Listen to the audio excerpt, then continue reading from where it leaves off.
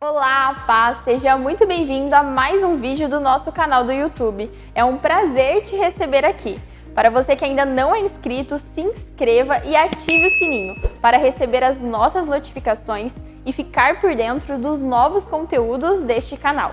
Aqui temos também devocionais, testemunhos e ministrações para que você seja ainda mais abençoado. Como igreja, queremos te deixar um convite para que você possa nos fazer uma visita de forma presencial assim que possível e conhecer a nossa casa. Agora você ouvirá uma palavra que irá edificar a sua vida. Aumente as suas expectativas. Que Deus te abençoe. Quero ler um texto com você no Evangelho de Mateus, no capítulo 17, a partir do versículo de número 1. Pastor Fernando me acompanha e uma alegria tê-lo conosco. Encontrar o Lalau aqui, ó Lalau, tem que dar glória. Tá namorando forte, Brasil. Londrina fez bem para você, meu filho. Glória a Deus. Ele dá glória com o pastor Ney pregando, vai ter que dar comigo também. Então, que alegria, gente, ver o que Deus está realizando e ainda vai realizar.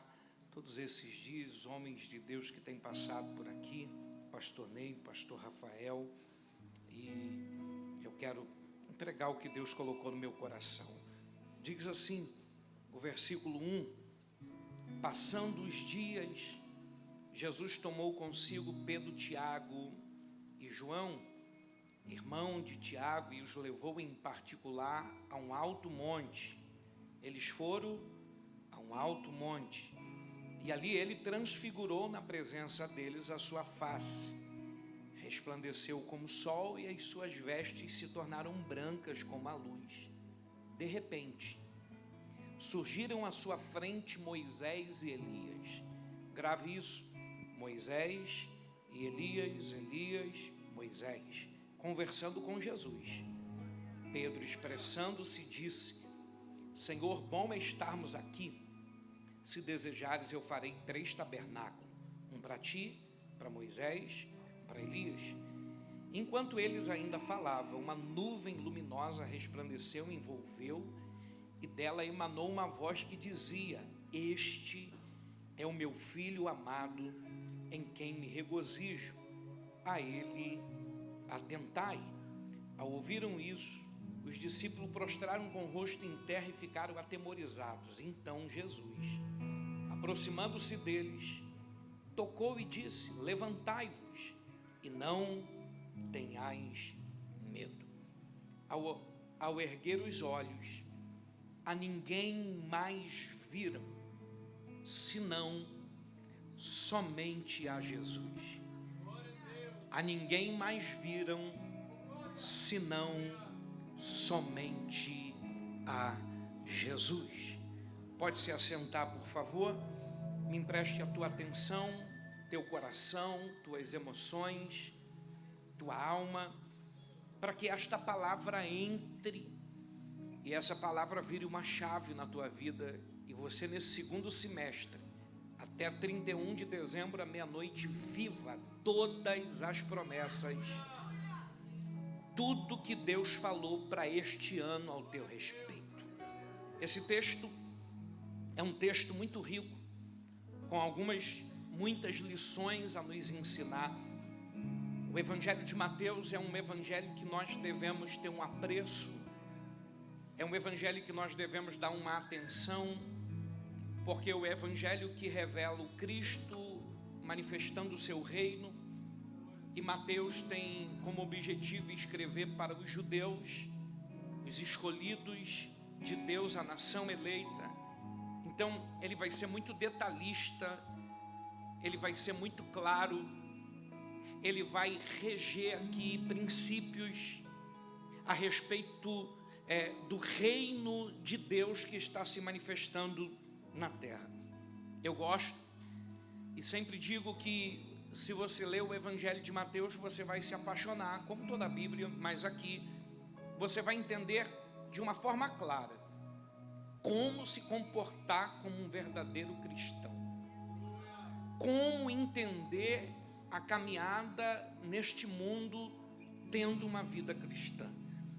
Se você não conseguir gravar todo o contexto do Evangelho de Mateus, você deve pelo menos gravar o capítulo 5, 6 e o 7, que você vai ver Jesus de forma clara, falando tudo que você deve fazer, tudo que não deve fazer, como você deve orar, como não deve orar, como você deve viver e como você não deve viver. Tudo que é pecado, tudo que é errado, tudo que ele condena, tudo que ele reprova, ele inseriu nesse evangelho. Ele inseriu neste texto, nesses capítulos que compõem essa expressão da manifestação do reino de Deus para os judeus. Há também uma outra coisa importante a entendermos neste texto, é que nesse capítulo 17 é a revelação, é a transfiguração, a manifestação do Cristo para as nações. O Evangelho de Mateus revela o reino e também revela o rei.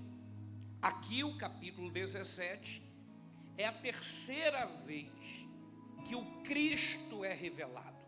A primeira vez está no capítulo 3, quando Jesus anda 257 quilômetros da Galileia até o Jordão, encontra o pastor João Batista batizando, e quando ele chega, João diz: o cordeiro que tira o pecado do mundo está no nosso culto, na nossa reunião.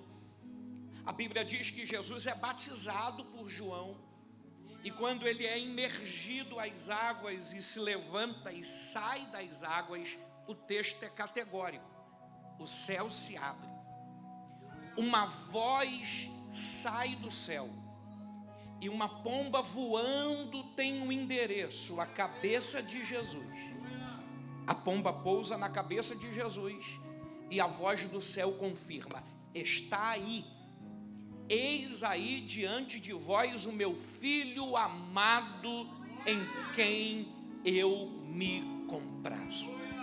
É a primeira vez que eles estão vindo que Jesus, o filho do Zé, o filho do carpinteiro, o filho do construtor, o filho do pedreiro, é o filho de Deus. Porque até então alguém está a dizer: não é esse aí o filho de José, o carpinteiro? Mas agora eles estão ouvindo em alto e bom som este, que os chamam de o filho de um carpinteiro. É o meu filho amado, em quem vocês devem ter prazer.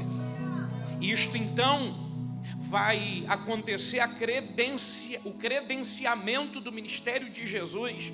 A partir dali ele inicia o seu ministério e ele começa a escolher discípulos, 70, e dos 70 ele escolhe 12 para andar com eles. Dos 12 ele tem discipulado diário, ele tem reuniões e aprendizado diário para aqueles 12. É por isso que o capítulo 17 que acabamos de ler começa dizendo: passando 6 dias. 6 dias de quê? O que aconteceu após 6 dias? O capítulo 16, que estando Jesus em casa, e esta casa é Cafarnaum, ele tinha uma casa em Cafarnaum, e ele está dentro desta casa com os discípulos. Ele faz uma pergunta para os discípulos, e a pergunta é: o que dizem os homens ser o Filho do Homem? O que estão dizendo ao meu respeito por aí? Os discípulos começam a questionar, a falar, a tentar se expressar, e uns começam a dizer: o Senhor parece Elias. Eu ouvi dizer Jeremias, Moisés, Elias, um dos profetas. Estão olhando para partículas do ministério de Jesus. Por que Jeremias? Porque Jeremias chorou pelo povo e Jesus se compadecia em lágrimas pelo povo. Por que Moisés? Porque João Batista era direto, objetivo na sua palavra. Moisés, o maior líder e libertador que já ouviu e que já existiu. Então, estão olhando para partes do ministério de Jesus. Jesus faz uma outra pergunta, e a pergunta é: os de fora dizem que eu sou João Batista, Jeremias ou um dos profetas, e vocês, que andam comigo, convivem comigo, estão comigo diariamente, o que dizem que eu sou. Quando então, no meio daquela reunião, o Espírito de Deus impulsiona a vida de Pedro, e Pedro, tomado totalmente pelo Espírito Santo, aponta para Jesus e diz: tu és o Cristo, o Filho do Deus vivo. Jesus tem um assombro com essa revelação e diz: ó Simão Barjonas, bem-aventurado és tu, que não foi carne e sangue que te revelou, mas meu Pai que estás nos céus. E te digo que tu és Pedro, fragmento de pedra, mas sobre esta pedra eu edificarei a minha igreja, e as portas do inferno não prevalecerão contra ela. E o que estiver ligado na terra estará ligado no céu, o que estiver desligado da terra estará desligado dos céus, e eu te darei as chaves do reino dos céus. Que revelação poderosa, que revelação magnífica. É a revelação do Cristo Senhor, que tem o poder sobre todas as coisas, sobre o inferno e a morte. Agora, depois de se revelar a João e a igreja, depois de se revelar aos 12 discípulos, Jesus, 6 dias passado, pega Pedro, Tiago e João e vai a um particular, em um alto de um monte. E no alto daquele monte ele se transfigura. Se transfigurar é revelar a sua essência. E ao se transfigurar, o seu rosto resplandeceu, suas vestes brilharam. Apareceu do lado direito Moisés, do lado esquerdo Elias, e uma nuvem veio sobre eles, e do meio da nuvem saiu uma voz que estava dizendo: eis aí o meu filho amado, em quem eu tenho prazer, a ele vocês devem escutar. Pedro já está no chão, prostrado com Tiago e João. Jesus coloca a mão neles e diz para eles: não temas. Eles ergueram os olhos, não viram Moisés, não viram Elias, só viram somente o Cristo, o Senhor, o centro, o foco de todas as coisas. As 3 revelações de Jesus. Jesus é revelado no geral para o povo. Jesus é revelado para os 12 discípulos. E Jesus é revelado para os 3 discípulos. Nessa revelação dos 3 discípulos, ele me ensina algumas coisas que eu preciso entender para que eu viva como igreja em pleno crescimento. Que ele cresça em mim e através de mim. Essa é a proposta para esta igreja em 2025. Esse é o tema desta igreja para 2025. Como Cristo crescer em mim e como Ele crescer através de mim. Eu quero aprender aqui algumas lições importantes com isso. A primeira lição importante que eu aprendo aqui é: se eu quero crescer em Cristo e Cristo através de mim, eu preciso respeitar alguns exemplos que Ele me deu. Qual? Primeiro, Ele pegou Pedro, Tiago e João e foi em um alto monte em particular. Então eu preciso escolher pessoas certas para andar comigo. Eu preciso escolher pessoas que estão preparadas para o nível de manifestação do crescimento que Cristo tem em mim e através de mim. Tem pessoas que não estão preparadas para ver o crescimento de Cristo em mim e através de mim. Nós temos dificuldade com isso. Por quê? Porque o ser humano por si tem dificuldade de perder, tem dificuldade de romper com alianças às vezes, com amizades às vezes, com ambientes às vezes. Nós temos dificuldade, às vezes, de entender que tem pessoas e existe pessoas que só servem para um determinado período da nossa vida. Tem pessoas que vão conosco, pastor Ricardo, até segurar a alça do caixão. Ou eu segure a dele, ou ele segure a minha. Tomara que eu segure de alguém primeiro e não seja alguém segurando a minha, tudo bem? Mas porque tem pessoas que vão com a gente até o final. Mas tem pessoas que vão fazer parte só de uma trajetória, só de um momento. E às vezes nós sofremos por causa disso, choramos por causa disso. E eu tenho uma palavra para você: pare de chorar pelas pessoas que te deixam e comece a celebrar as pessoas que vão estar com você. Pare de chorar pelas pessoas que vão, pessoas são transitórias. Comece a celebrar as que vão chegar e vão ajudar na revelação do propósito de Deus para a sua vida. Escolha pessoas certas para andar, pessoas certas para estar com você. Escolha o Pedro, escolha o Tiago, escolha o João, que vai trazer o ápice da revelação do Cristo, que vai trazer o ápice da revelação do poder e da graça, porque a partir dessa revelação do capítulo 17, Luiz Gustavo, há um derramado, a manifestação do reino de Deus para todas as nações. A revelação do capítulo 3 é específica para os judeus. A revelação do capítulo 16 é para os discípulos. Mas a partir daqui vai alcançar todos, vai alcançar o mundo, vai alcançar as nações.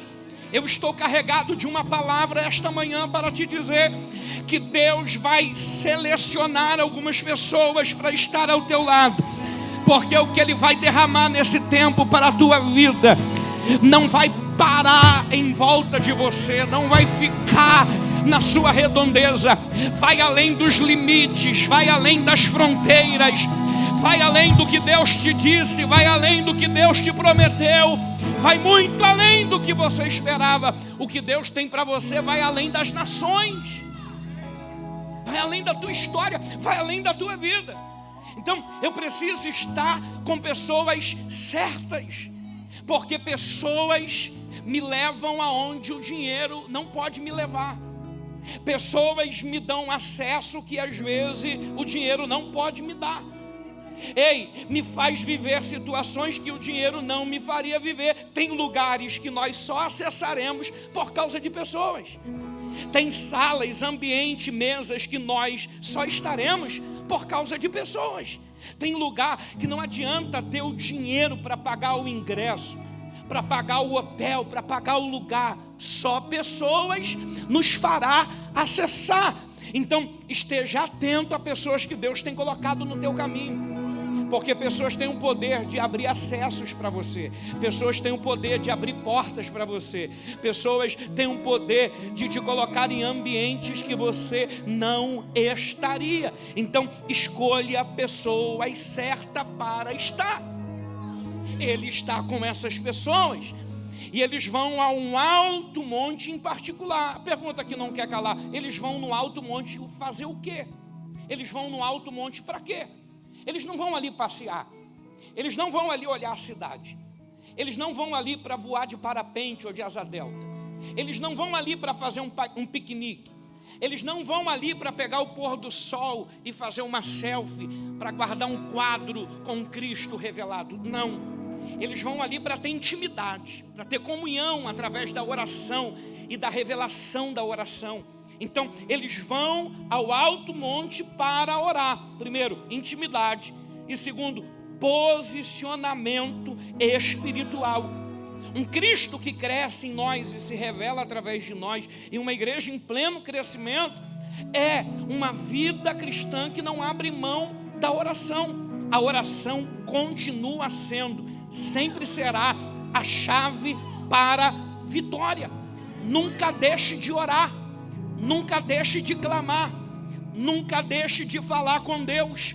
A oração é o canal, a oração é o acesso, a oração é a senha, a oração é o código, A oração é a chave que vira para mim acessar e entrar através da porta que Deus abre para mim, acessar tudo aquilo que está pronto de Deus para a minha vida. Por isso você já percebeu que é tão difícil orar. Por isso você já percebeu que é tão difícil levar uma vida de oração. Por isso que você já percebeu que é tão difícil viver uma vida intensa de clamor. Por quê? Porque existe alguém que não quer que você ore. Porque quando você ora, você sai do ambiente natural. Quando você ora, você sai da atmosfera natural e você entra na atmosfera sobrenatural. E na atmosfera sobrenatural está tudo pronto, está tudo liberado, está tudo realizado. Aí quando você começa a orar, a oração tem o poder, guarda isso, guitarra, a oração tem o poder de materializar aquilo que já está pronto no reino do Espírito. Quando eu oro, eu estou trazendo e materializando aquilo que Deus já preparou para a minha vida. A oração tem o poder de me levar no futuro, me revelar o que está pronto, me trazer no presente e me dar força para dizer: eu vi o futuro, e no futuro já deu certo, no futuro já aconteceu, no futuro já está pronto, no futuro a glorificação, no futuro a culto de ação de graça. Então a oração, ela me move, me levanta, me fortalece, me sustenta, me capacita, me dá energia para me se levantar e dizer: eu vou para o futuro, eu vou viver, eu vou alcançar, eu vou chegar, vai dar certo, vai acontecer. É por isso que eu tenho que orar, é por isso que eu tenho que clamar. É por isso que Deus disse para a igreja que foi erguida por Salomão: os meus olhos, os meus ouvidos, o meu coração estará atento à oração que fizera neste lugar. Se o meu povo, que se chama pelo meu nome, se humilhar, orar, buscar a minha face, se converter dos seus maus caminhos, então eu ouvirei dos céus, perdoarei os seus pecados e sararei a sua terra, e os meus ouvidos estarão atentos à oração que fizera neste lugar. Jeremias 30, versículo 3, clama a mim, responder-te-ei, anunciar-te-ei coisas grandes, poderosas e firmes, que ainda não sabes.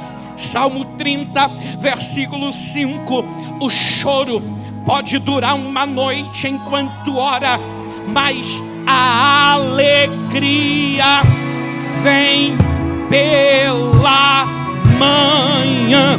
O salmista no Salmo 46 diz: Deus é o meu refúgio e fortaleza, socorro bem presente na hora da angústia. Pelo que não temeremos, ainda que a terra se mude, os montes se transportem para o meio dos mares, ainda que as águas rujem e se perturbe, há um rio cujas correntes alegram a cidade de Deus, o santuário das moradas do Altíssimo, e Deus está no meio dela e não será abalado.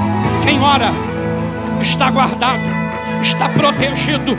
Se você puder colocar a mão no ombro de alguém e orar com ele por um minuto, se você puder colocar a mão no ombro de alguém e profetizar sobre a vida dele por um minuto, enquanto você ora, Deus vira uma chave. Enquanto você ora, Deus abre uma porta. Enquanto você ora, Deus dá uma virada na tua vida. Enquanto você ora, Deus faz um milagre. Ei, eu vou te dar um minuto para você orar nessa manhã. Eu vou te dar um minuto para você clamar nesta manhã, porque a oração vai mover esses 6 dias no sobrenatural. Está vindo uma temporada aí, está vindo uma manifestação do sobrenatural. Está chegando o tempo de materializar aquilo que já está pronto. Já era para ter acontecido, já era para ter dado certo, já era para ter aberto. Mas Deus está dizendo: vai abrir, vai dar certo, vai acontecer. O meu nome será glorificado na tua vida. Só quem pode, levanta a tua mão, abre a tua boca e glorifica ao nome de Jesus.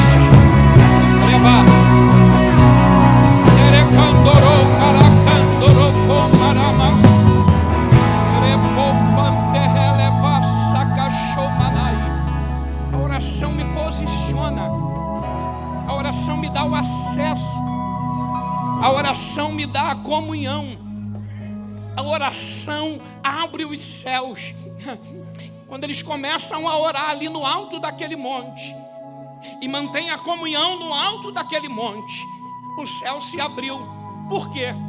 Porque aconteceram algumas coisas. O rosto de Jesus resplandeceu, as vestes de Jesus se tornaram brancas.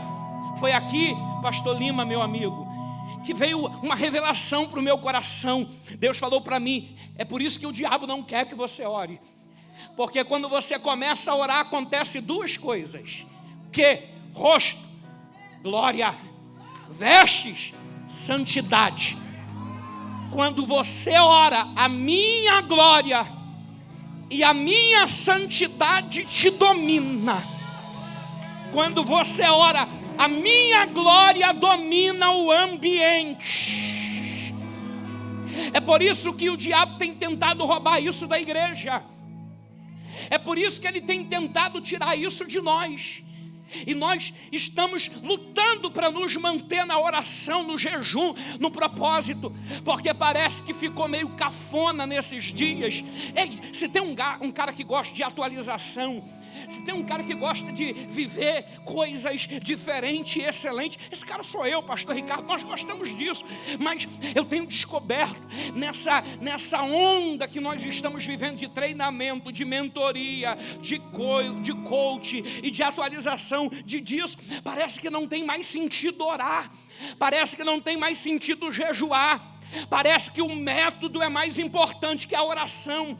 Parece que a estratégia é mais importante do que a glória de Deus. Eu não estou dizendo para não ter método, eu não estou dizendo para não ter estratégia, mas a igreja, desde o Monte da Transfiguração e desde Atos 2, ela foi revelada pela glória e pela santidade. Então, o que faz uma casa crescer, um casamento crescer, uma empresa prosperar, uma igreja crescer, ainda continua a glória e a santidade. A santidade e a glória. Enquanto oramos e jejuamos, Deus abre o céu e derrama a sua glória e a sua santidade. Pega na mão da pessoa que está do teu lado e diga: pode ter movimento, mas é só movimento, e movimento não atrai a presença, não atrai a glória, não atrai a santidade, mas a glória e a santidade atrai o movimento, atrai a presença, atrai as pessoas. Balança a mão dessa pessoa e diga para ela o que vai te segurar, o que vai te sustentar na caminhada cristã, o que vai fazer você ficar firme com Jesus até o arrebatamento da igreja, é a glória e a santidade. A glória e a santidade.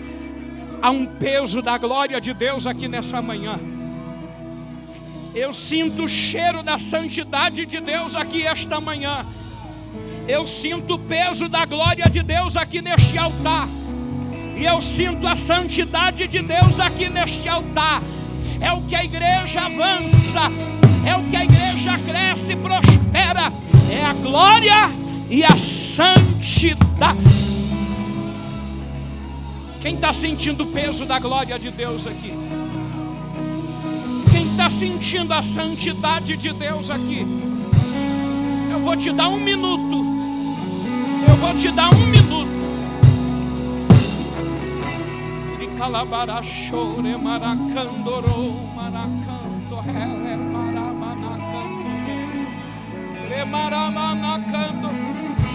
Jesus, se o que eu estou pregando é verdade, aonde houver alguém que ama a oração, que a tua glória e a santidade tome a vida dela agora. Toma a vida dele agora. Aqui da minha direita para a minha esquerda, da esquerda para a direita, do altar no fundo, aonde houver alguém adorando, eu vou deixar você e o Espírito Santo agora.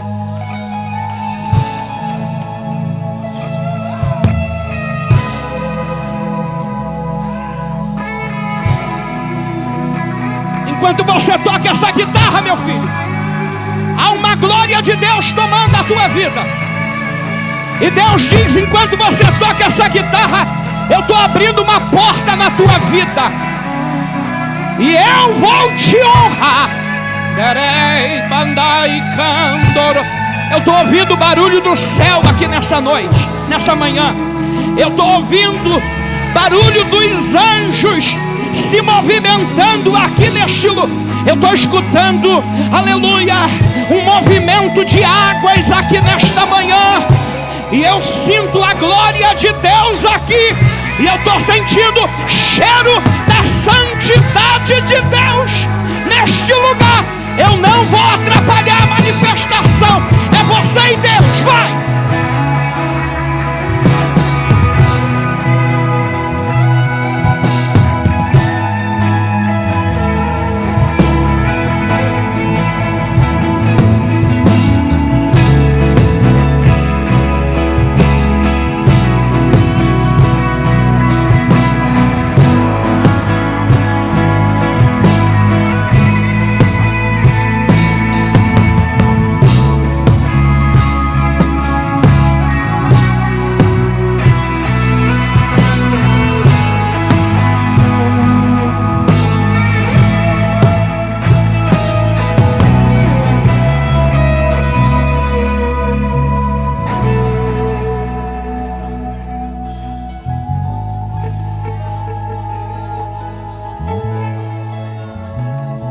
Estou sentindo uma graça de Deus nessa guitarra, meu filho.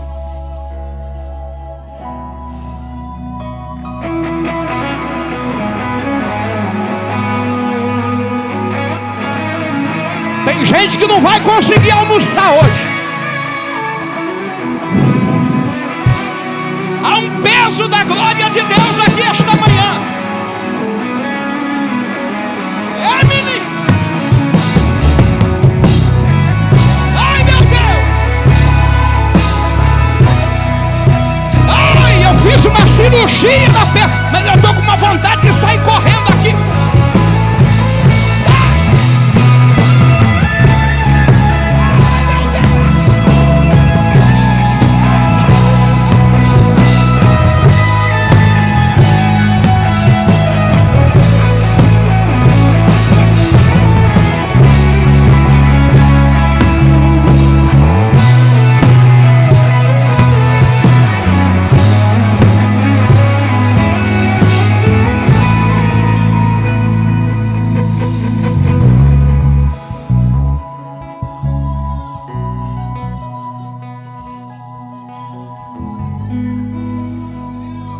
A oração é muito absurdo, porque além do rosto resplandecer, além das vestes, olha que absurdo, Moisés e Elias aparecem. Isso é para bugar a mente, isso é para atribular a cabeça do teólogo, porque Elias ainda foi arrebatado num redemoinho. Mas e Moisés que morreu no deserto? Como aparecer depois que morreu? Se a base para o espiritismo é o morto pode voltar, Jesus não vai deixar uma lacuna? Jesus não vai deixar uma abertura? É simples.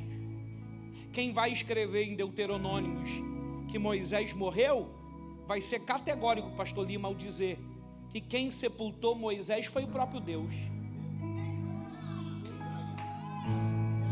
Luiz Gustavo, meu amigo, não dá para pensar, pastor Fernando, pastor Elisete, Deus com uma pazinha na mão, abrindo, pastor Amando, uma cova, abrindo um buraco, fazendo uma plaquinha, dizendo: aqui jaz Moisés, o grande libertador. Sepultar no original significa guardar. Deus diz: eu guardei para mim. Eu tomei Moisés para mim. E aí, por que Moisés e Elias aparecem? Porque Moisés representa a lei, Elias representa os profetas. E quem está no meio? O Cristo. Porque se a lei cumpre no Cristo, as profecias também cumprem no Cristo. Não pegou? Então segura. Deus está dizendo que para esse tempo, para esse crescimento, todas, pastor Isaac, todas as promessas vão se cumprir. Não, você não entendeu. Eu estou dizendo promessas antigas, Moisés, porque Moisés vem da lei antiga. Promessas recentes, os profetas maiores e menores, Elias. Em Cristo, todas as promessas se cumprem. Eu venho debaixo da profecia para dizer: está chegando um tempo para esta igreja e para a tua vida, que todas as promessas vão se cumprir. Promessas antigas, promessas recentes, promessas atuais. Nesta manhã, Deus toma a minha boca para dizer: eu estou dando um start. Como alguém aperta um interruptor, como alguém aciona um botão, eu estou acionando as minhas promessas na tua vida. Pega na mão de alguém, diga para ele: promessa da adolescência, promessas da juventude, promessas quando estava para casar, quando casou, promessas de 5, de 10 anos, de 20 anos, de 30 anos atrás. Balança a mão dele aí, pastor Lúcio, balance a mão dele aí, pastor Francisco, e diga para o pastor Lúcio: está chegando um tempo que todas as promessas vão começar a se cumprir. Vai. Está vindo um aceleramento, meu Deus. Está vindo um manifestar sobrenatural da glória de Deus. Deus está dizendo: conta 45 dias e vai ter um reboliço. Conta 45 dias e vai chegar